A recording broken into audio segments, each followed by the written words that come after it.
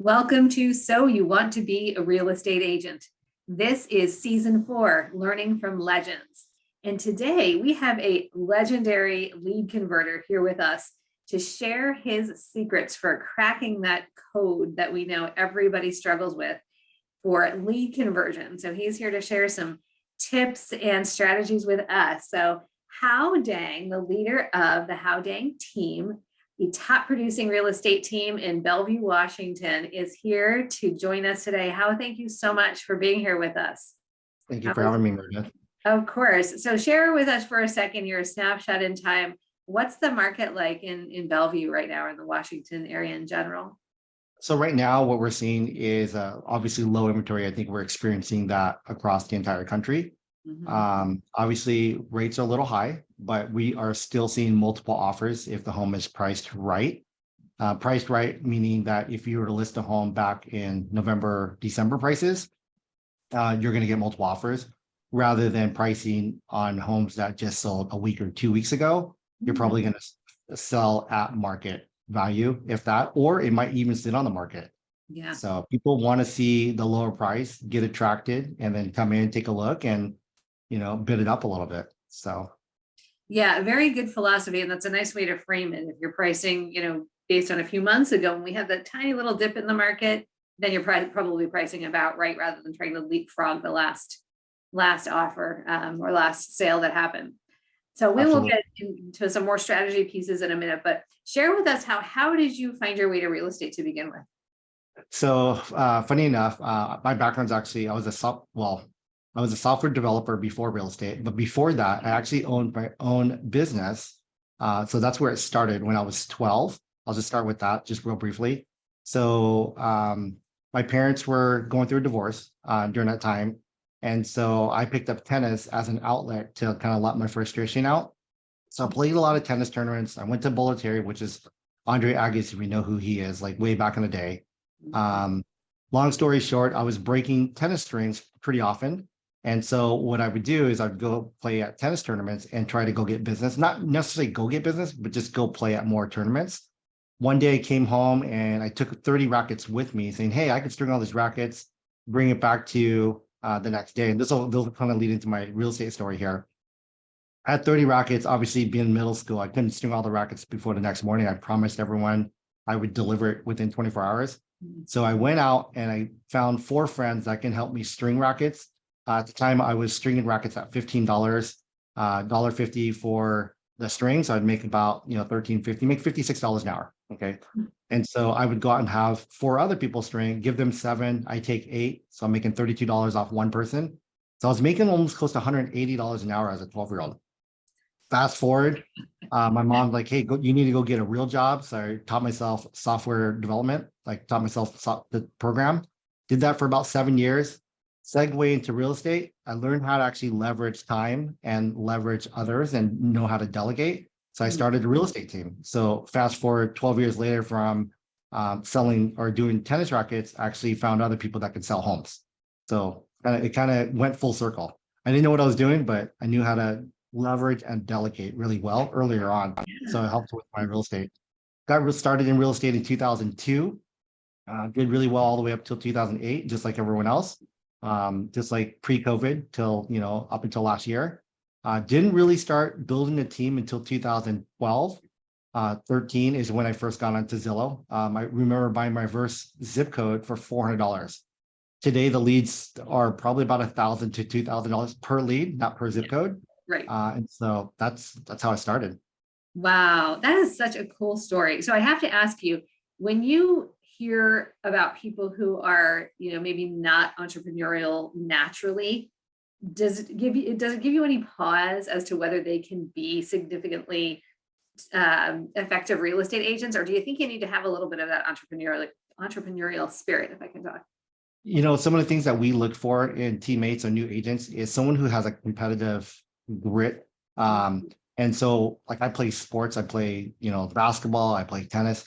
And I think someone who plays sports, and I'm just kind of just basing my own opinion on that, is they will figure out ways to win. So if you're down 4-0 in a set, or you're down in a basketball game 30-15, is you're going to find ways to come back. And so same thing with real estate. When the market shifts, you're going to find ways to excel in any market. It doesn't matter if rates are high, prices are high, prices are down. Someone needs to sell a house, but they can't buy until they sell first. You're going to find a way. You're going to be like water. You're going to go up, you're going to go under, you're going to go through, you're going to go around. You're going to be formless. And you're just not going to let anything bother you. Yeah. And so I think someone who has a competitive mindset is going to do well in real estate. Very interesting. Yeah. So that's an interesting thing, even just like hearing it as a team leader and thinking about that as a way to kind of filter people who come in to talk about joining a team. Interesting. Okay. And tell me about how you got from that, like Zillow, getting your first Zillow leads. Did you realize right away that you were going to need to leverage that as a generator of revenue and as an effective strategy for your business, or did you think, oh, I can handle these leads at first? Right. That's a great question. So I converted my first lead. Very fortunate. Came in as a $900,000 lead on that 400, and I converted it within probably 10 days or so. I mean, I just know if I get a client in front of me, I just know that I can sell them a home. I can find them what they're looking for. And so I took that. I made 3%, so $27,000 in that way. I took that and I purchased 2 different zip codes. At that point, I probably was getting about 15 to 20 leads. I went out that point to go get a transaction coordinator, or so someone who could write up all my offers, organize all my listings, work with all the vendors and contractors, stages, photographers, you name it. But the biggest thing is that person was local. And so when I got tied up in a showing, I couldn't do another showing, she would help me with my showing. From there, if there was an inspection that needed to be done, she would sit out the inspection so I can go out and meet with the next client. So she always did the back end stuff so that I can go out and meet, so I can be in front and face to face with the client.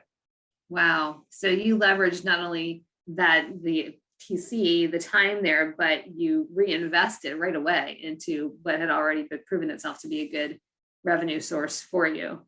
Correct. Yeah. There's one other thing I'll add to Meredith is I had her drive me around, and people like, hey, how do you get more time in a day? And I think anyone that's listening to this, try this for a period of a month. Your business will change drastically. So instead of paying her, I brought her on as a new agent. I trained her and I paid her like $2,000 a month.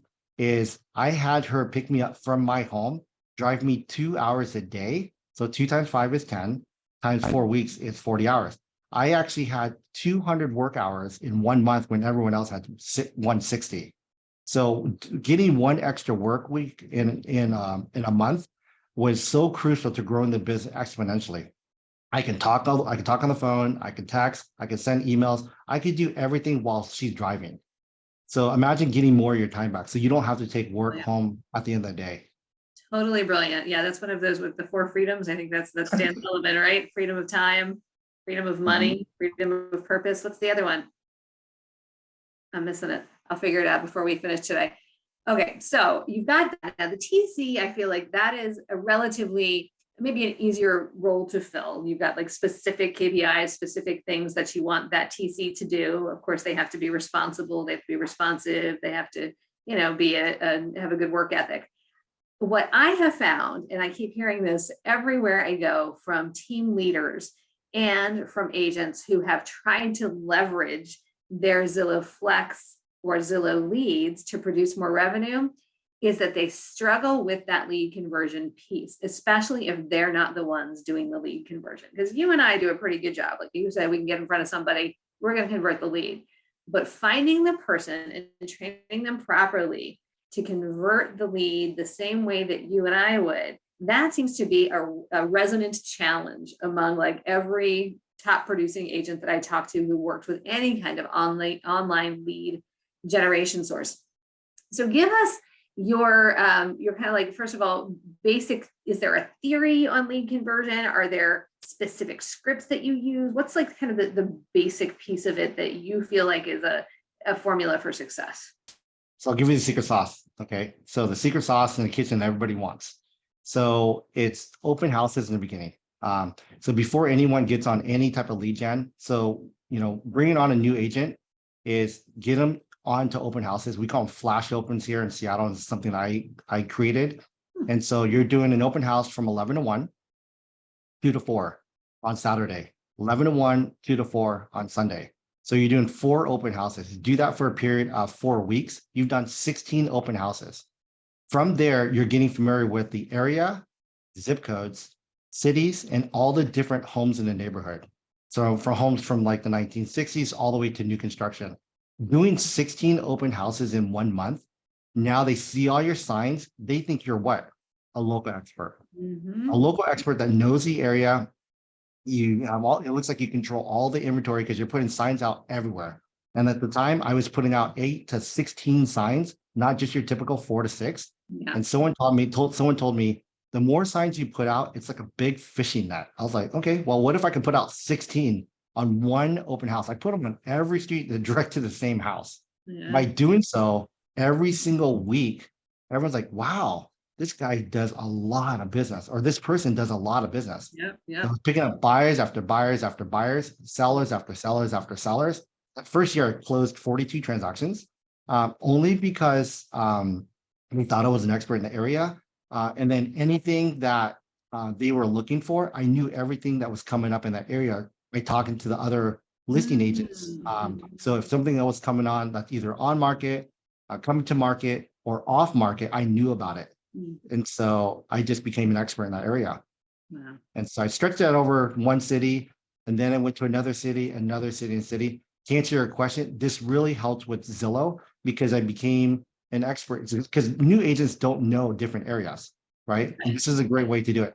Second part is open houses really get you in the mode of opening yourself up and opening the client up, because you're going to ask certain questions.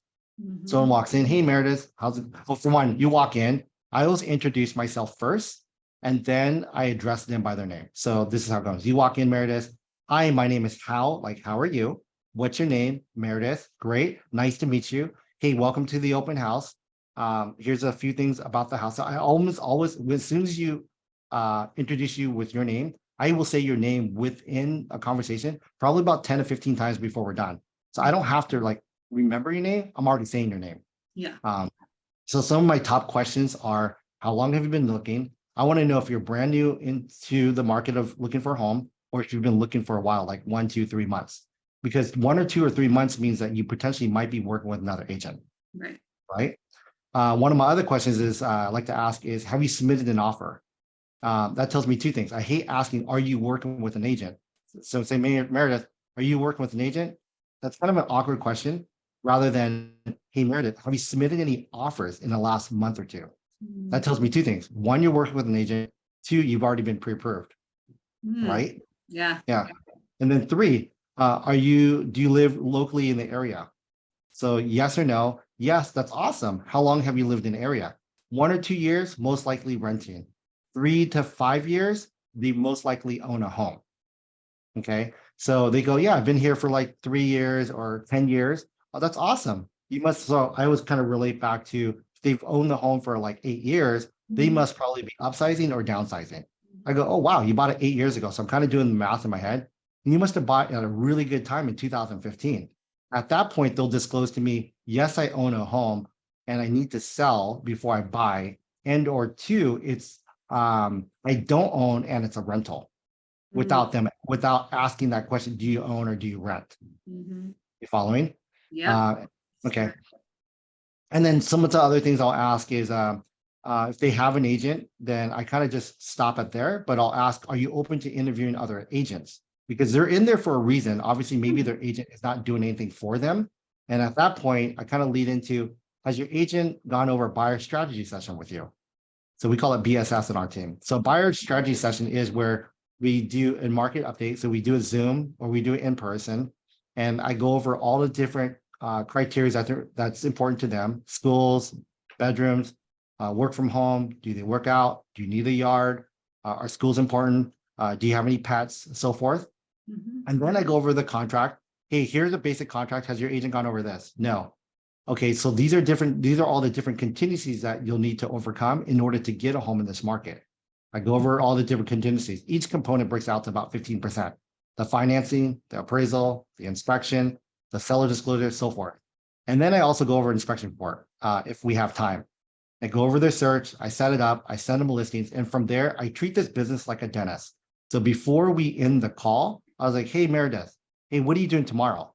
So do you realize I didn't ask, do you want to see any help? I asked, Meredith, what are you doing tomorrow? A very open-ended question. I'm doing absolutely nothing. And let's say I met you on a Saturday. That's awesome. Hey, are you available to go look at some homes tomorrow? Or I say, are you available? Hey, what are you doing tomorrow? You're like, nothing, because you don't know what I'm inviting you to. Right. And then I'll say, hey, would you like to go look at a few homes? Well, of course, you're going to say yes, because no one's really been taking you out. So I'll say, are you available in the morning or afternoon? Afternoon. Do you want to do 1 or 3? Let's do 1. Perfect. I'm going to set up 5 different homes, kind of based on what we just went to go search for. And then I'm going to send you a list, and I will send you a text message of all the homes that we're going to go see. At that point, I'm also going to do an introduction to a lender on that text or email. So I kind of prepare them, hey, if we don't talk to a lender, all we're doing is just window shopping. I mean, unless you guys like to go to the mall without a credit card, I don't like to go look for a home without a pre-approval. So, so those are kind of the basic steps, but the open house really gets you prepared for any listings, or sorry, for any leads that you may get if you're on a team or on your own.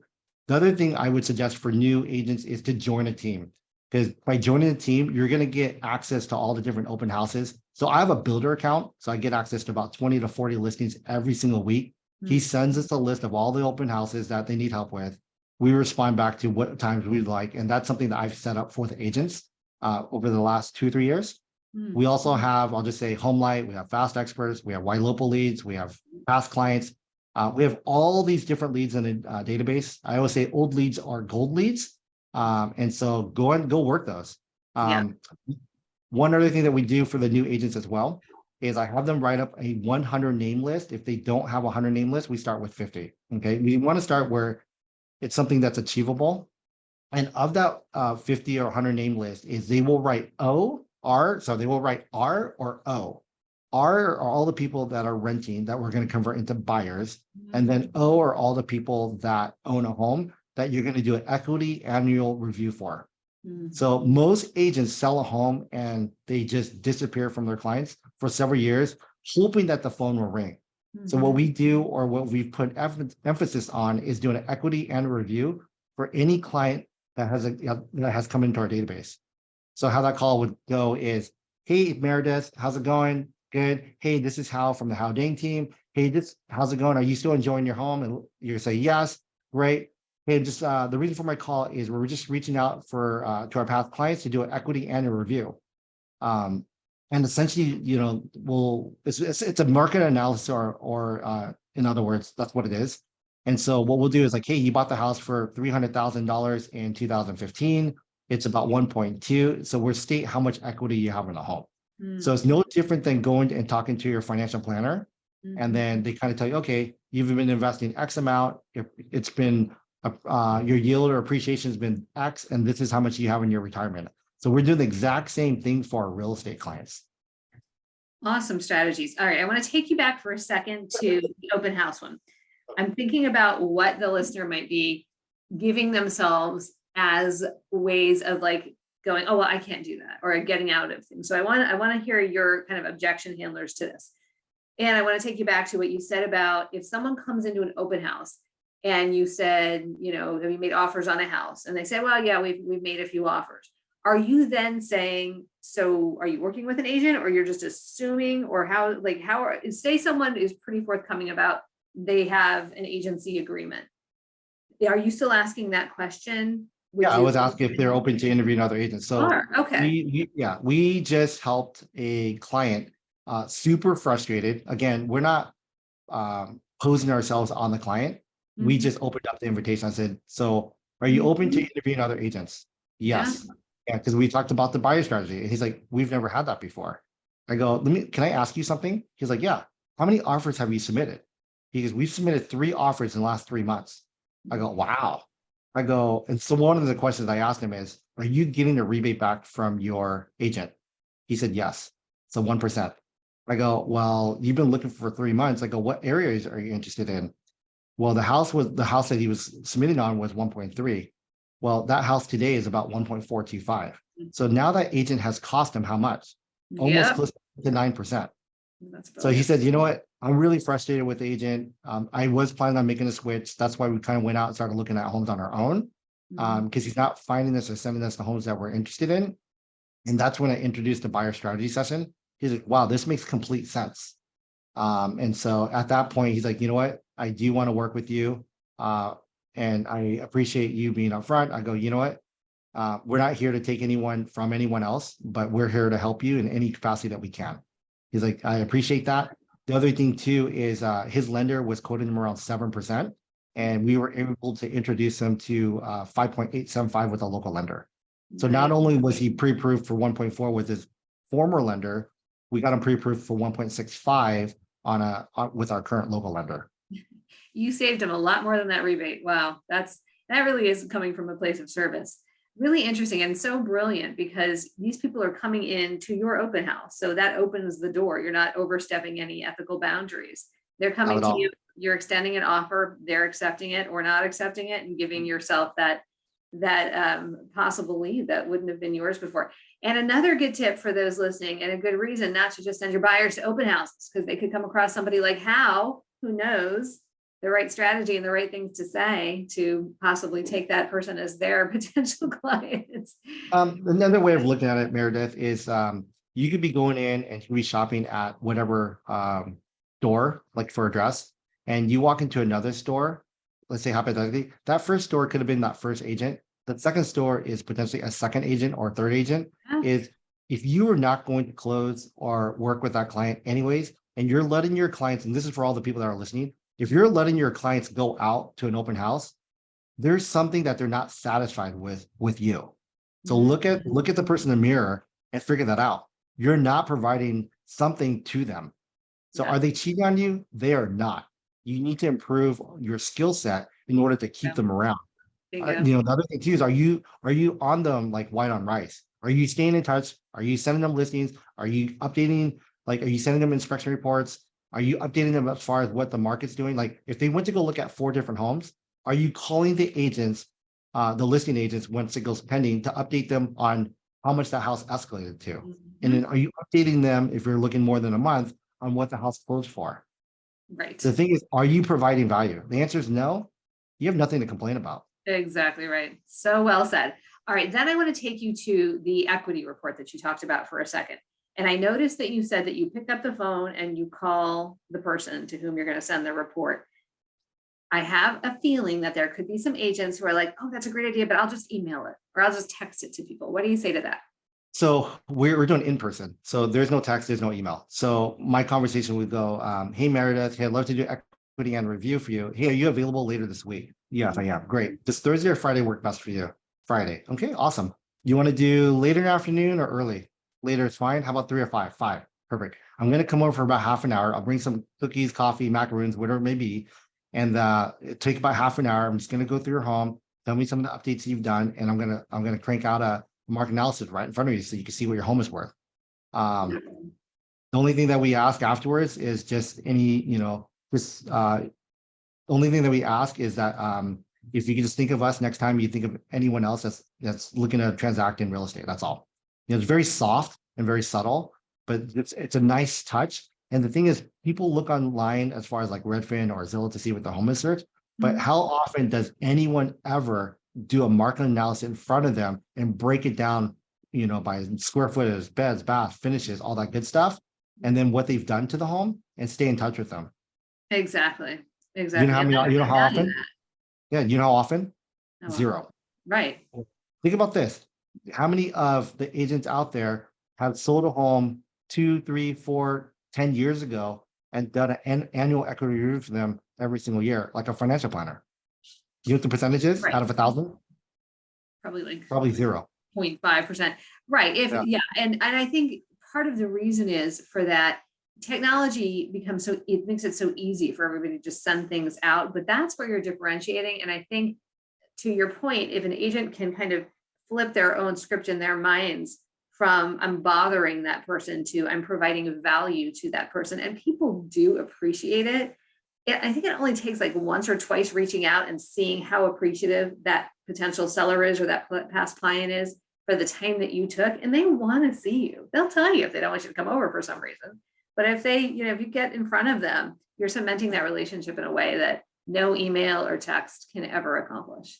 Absolutely. Brilliant. It's literally half an hour. So if you did 5 in a week, let's say an hour, you spent 5 hours of your 40 hours doing this, and you did 20 in a month, 240 in a year, what would your business look like?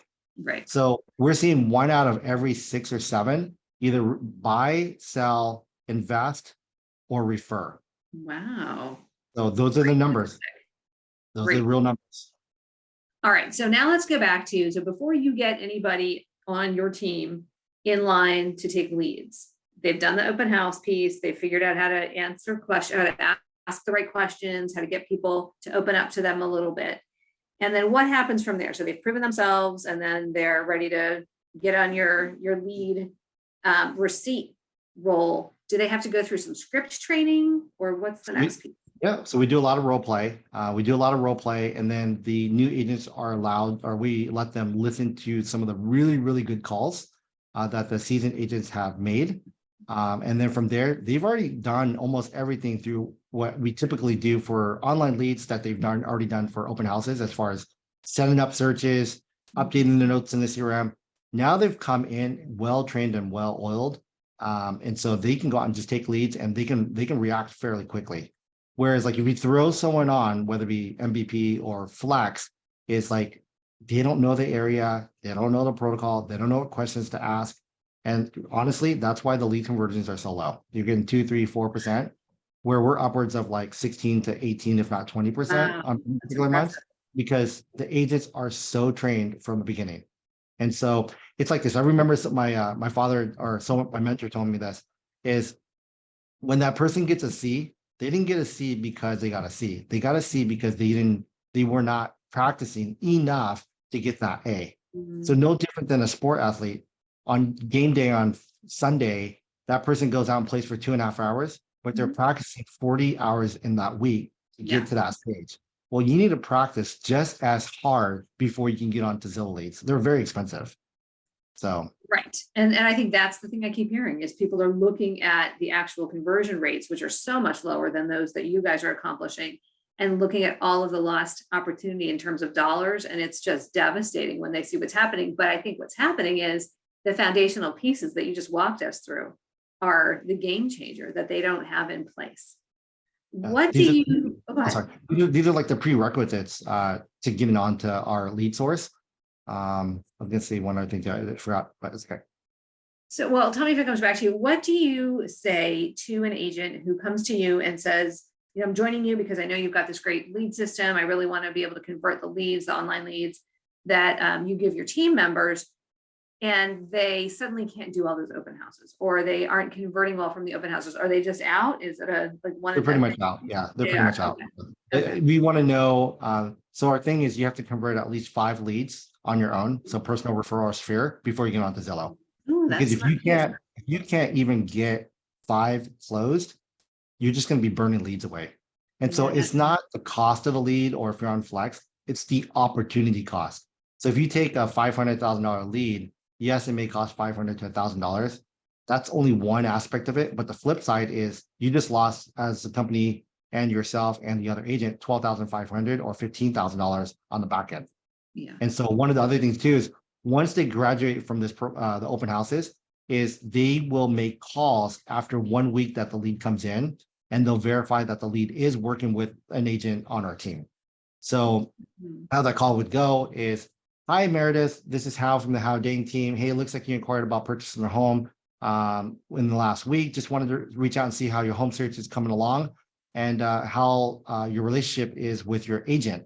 And it's like, oh yeah, I'm working with Hao, or I'm working with blah. Then we know that the relationship is connected there. If they say I'm still looking and they don't mention the agent's name, at that point, then we'll say, okay, great.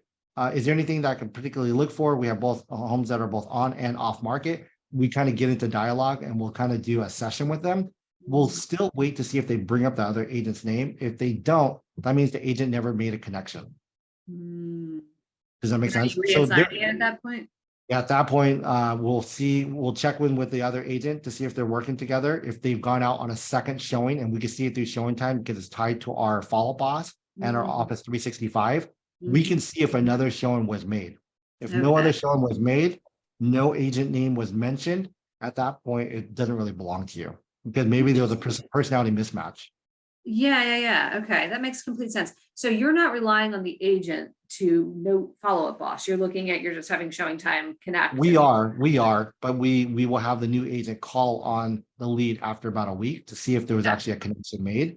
yeah, Um, and sometimes honestly, like I've called as well, and they don't mention the other person, and they go, yeah, "Yeah, we'd love to go take a look."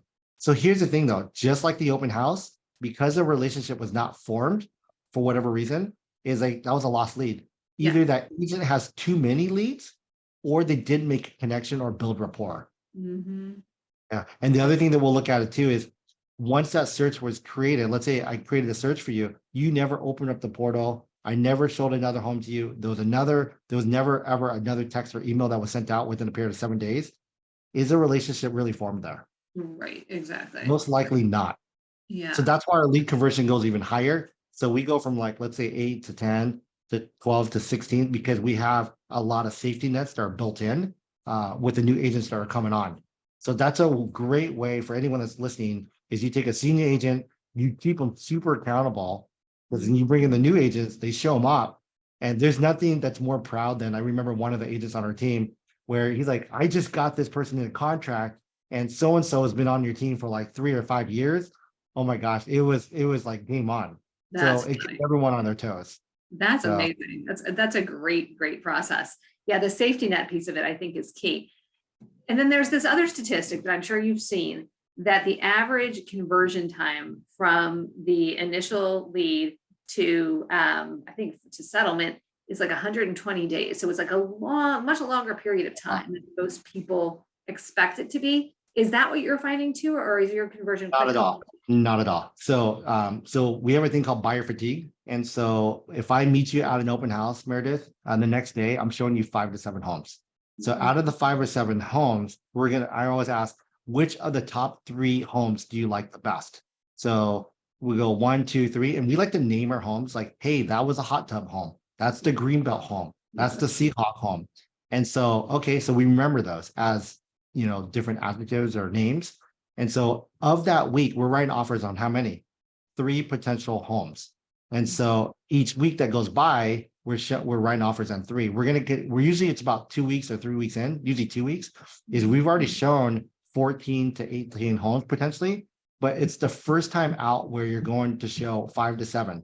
And the reason for not showing 1 or 2 and showing 5 to 7 is because people want to compare floor plans, neighborhoods, how much natural light, schools, streets, all that good stuff. Mhm. It's you have more to compare to upfront.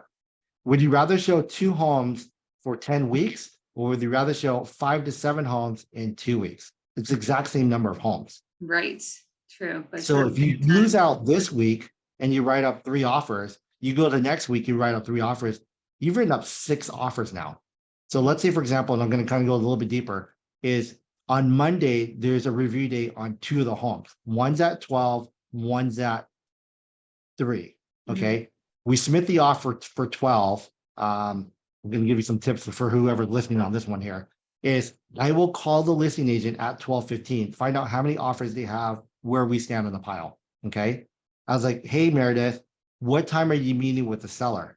I'm meeting the seller at 4 o'clock. Great. I will call back at 3:45 to see if we can revise and update our offer. Mm. At that point, let's say, for example, we're at number 4 on the list and the client doesn't want to go up. At that point, I'll send in a rescission. And then we've already submitted an offer for the other one at 4 o'clock. Mm. And so I'll go after that one.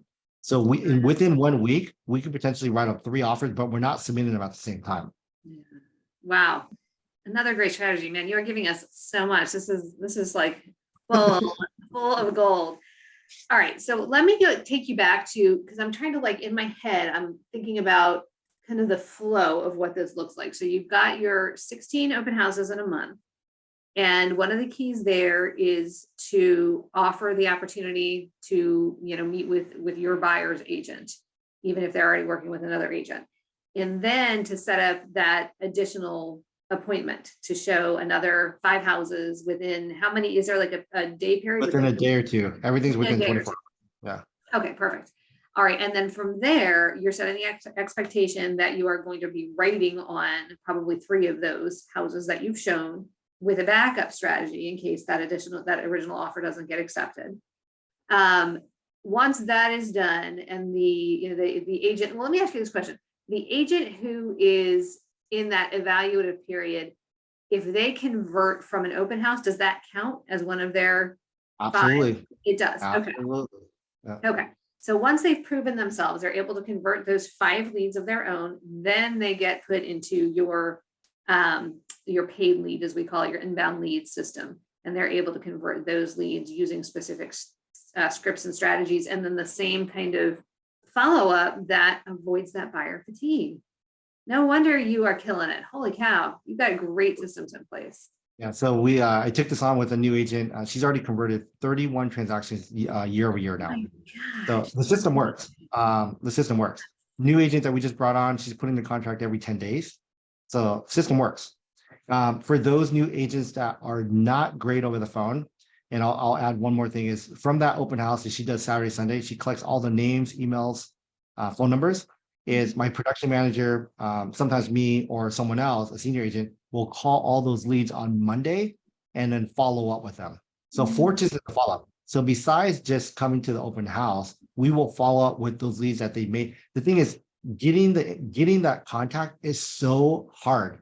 Now we call them, hey, Meredith, just wanted to follow up. Hey, you had met one of my associates and at an open house over in Kirkland. Just wanted to follow up on your home search. Is there anything particular that you're looking for that we can help you find? And then from there, we kind of dive a little bit deeper. And then from there, I'll set up a search, send them out. Then the agent will go out on Tuesday, Wednesday to go look at homes. And then again on Thursday, Friday, or the weekend to go look at homes. So it's a clockwork. And we figured for every home, it's about 30 minutes for a showing with commute. So you're looking at about 5-10 minutes for each home, 15 minutes to commute or 10 minutes to commute, you're on to the next. So if you're looking at 5 homes, it's about 2.5 hours. And so if they get really busy, then they start showing more instead of doing open houses. But within the first month, they're doing purely open houses. And then we advise or suggest that they also do open houses from 11 to 1 on Thursdays and Fridays as well, and make calls when they're slow. And reason being is that's your storefront. It's like having a storefront. So if you're going to sit at an open house, you might as well make calls. If you're not busy, if you're busy at the open house, then you let your calls go. But if you have people, if someone walks in, you can take calls or address someone at the open house. Being at the office, if you want to focus, I get that. But being at the open house on a Thursday, Friday works wonders. Brilliant. Oh my gosh, so much good stuff. Holy cow. This is like a chock full of great tips for people. I cannot thank you enough for sharing all of this. And we're almost at time, but is there anything else that you want to share? I'm sure you have a ton more, but that people should know about lead conversion. You know what? Fortunes in the follow-up. Keep following up. The one thing I'll say is if you have an iPhone, switch to an Android. One thing is Androids are meant for business. Schedule text has been my number one I'd say number one killer, I guess, or number one converter over anyone else. So how that works is I meet someone at an open house, and let's say the open house ends at 2, is I will schedule text that for 4 o'clock. Hi, Meredith. Nice meeting you at the open house. Hey, I just sent you some listings, or let me know if you're available later on for a Zoom, either later this evening or tomorrow. I also sent you the inspection report that you requested. And so I schedule text that, and then I schedule it for the next morning. Good morning, Meredith. This goes out around 8:30. Good morning, Meredith. I sent you an email. Just wanted to confirm that you received it. Hey, I look forward to whatever it is that you're trying to do. And I can schedule that like over and over and over. Another one I'll do is Thursday night or Friday when new listings come out. I'll schedule texts on Friday morning. Hey, some new listings came out. I just sent it to you. Let me know if you're available either on Saturday or Sunday to go look at a few more homes. So that way I can book my entire weekend, and either I'm doing open houses and or I'm doing scheduled showings.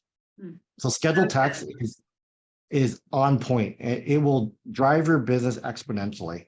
And you can only do that on an Android. On Android, because you can save text, you can categorize it, and that's a whole new topic by itself. So come on, Apple. catch up with that. That's important. That's important for us business people. Great stuff, Hal. Thank you so much for sharing all of this. So if people want to pick your brain or want to come to your team to buy or sell a house or to work with you and take advantage of all the great things that you teach your team members, what's the best way for people to find you? I'm old school. Just call me on my phone, 206-601-1548, or just my first and last name at Windermere. It's Hao Dang, HAODANG at windermere.com. Super easy. Obviously, there's Instagram and Facebook too, but old fashioned, I like to do everything over the phone. So love it. Love it. Oh my gosh. Thank you so much for this. Everybody, you guys going to listen to this a few times, I think. Feel free to re-listen, take notes, reach out to Hal for more information. Really, really brilliant stuff.